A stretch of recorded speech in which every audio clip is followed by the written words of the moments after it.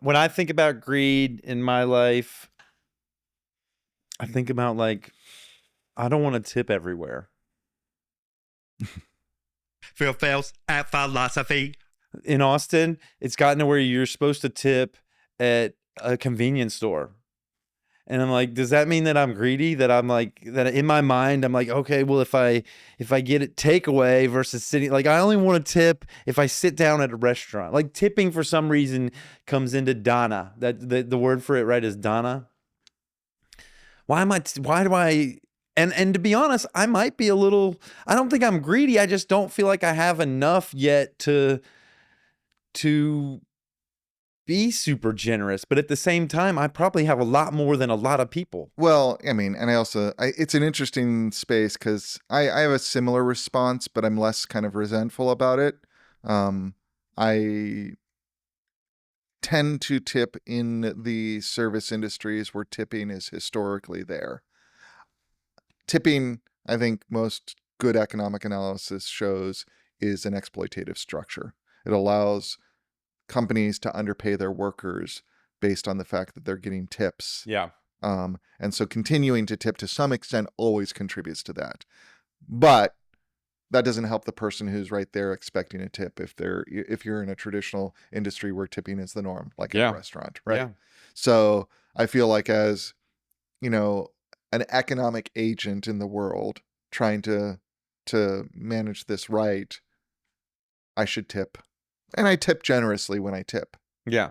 But yeah, the fact that someone programmed a tip screen and they've put it everywhere now. And they've put it everywhere doesn't mean that I have an obligation to tip. So I don't think that's greed. I think that's partly a form of resistance to migrating us to a set of economic structures that basically take one of the most exploitive industries we have, which is the service industry, which, the fact that it's so exploitive is, I think when I think about it is like when I talk to my students about what they're trying to get out of by going to community college, like half of them are trying to get out of the service industry. Yeah. Right. So why should we migrate that economic structure into these other spaces and make them even worse? So that's why maybe this is all a story I've come up with to justify my greed and not wanting to tip. But yeah, that's why I've resisted that expansion of tipping culture. And that's why I really love places like Black Star that are like, we don't take tips. Yep. We just pay our people a living wage. I like that. Yeah. Just charge what you need to charge for the food. But I do have to remind myself when I'm looking at their menu, I'm like, oh yeah, like this doesn't have that 20% markup. That's why this burger is $20. Right. Yeah. So yeah. Where does greed play into your life? Oh, I think